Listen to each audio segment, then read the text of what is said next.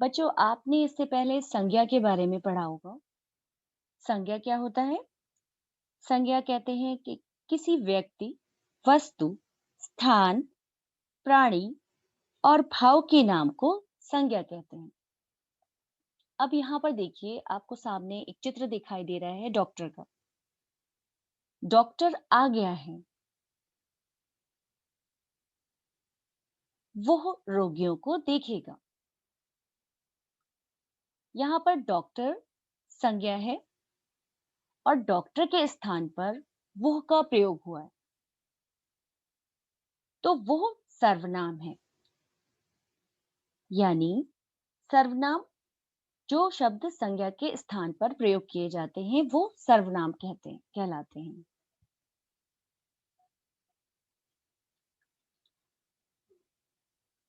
पिताजी तैयार हो रहे हैं। उन्हें कार्यालय जाना है। आप सामने देख रहे हैं चित्र में, पिताजी तैयार हो रहे हैं, उन्हें कार्यालय जाना है। तो यहाँ पर पिताजी संज्ञा शब्द है और पिताजी की जगह क्या यूज हुआ है, क्या प्रयोग हुआ है? उन्हें। तो उन्हें जो है ये सर्वनाम है, क्योंकि ये संज्ञा के स्थान पर प्रयोग किया गया है। नौकरानी रसोई में है। उसने खाना बनाया। नौकरानी, इस वाक्य में नौकरानी संज्ञा है। आप देख रहे हैं चित्र में, नौकरानी खाना बना रही है, तो नौकरानी रसोई में है। यहाँ पर नौकरानी संज्ञा शब्द है। उसने खाना बनाया। अब आप दूसरे वाक्य में देखिए, उसने किसके लिए प्रयोग हुआ है? नौकरानी के लिए। तो उसने जो है वो सर्वनाम है, क्योंकि वो संज्ञा की जगह प्रयोग किया गया है।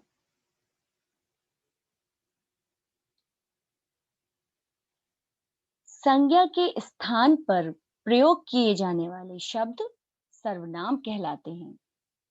तो इससे आपको ये समझ में आया होगा कि जो शब्द संज्ञा के स्थान पर प्रयोग किए जाते हैं वो शब्द सर्वनाम कहलाते हैं, जैसे कि आपने पिछले वाक्यों में देखा। तो सर्वनाम क्या होता है? संज्ञा के स्थान पर प्रयोग किए जाने वाले शब्द सर्वनाम कहलाते हैं। यहाँ पर मैं आपको कुछ सर्वनाम शब्द बता रही हूँ। कुछ सर्वनाम शब्द: मैं, हम, तू, आप, यह, वो, कोई, कुछ, कौन, क्या आदि बहुत सारे सर्वनाम शब्द हैं। यहाँ पर मैंने आपको कुछ सर्वनाम शब्दों के बारे में बताया है। अब मैं आपके सामने कुछ वाक्य बोलूंगी, आप उनको बहुत ध्यान से सुनिएगा। रीना दिल्ली जाएगी। रीना के नाना जी दिल्ली में रहते हैं। नाना जी के घर रीना 15 दिन रहेगी। दिल्ली से रीना लखनऊ जाएगी। रीना के चाचा जी इंजीनियर हैं। रीना लखनऊ में 10 दिन रहेगी।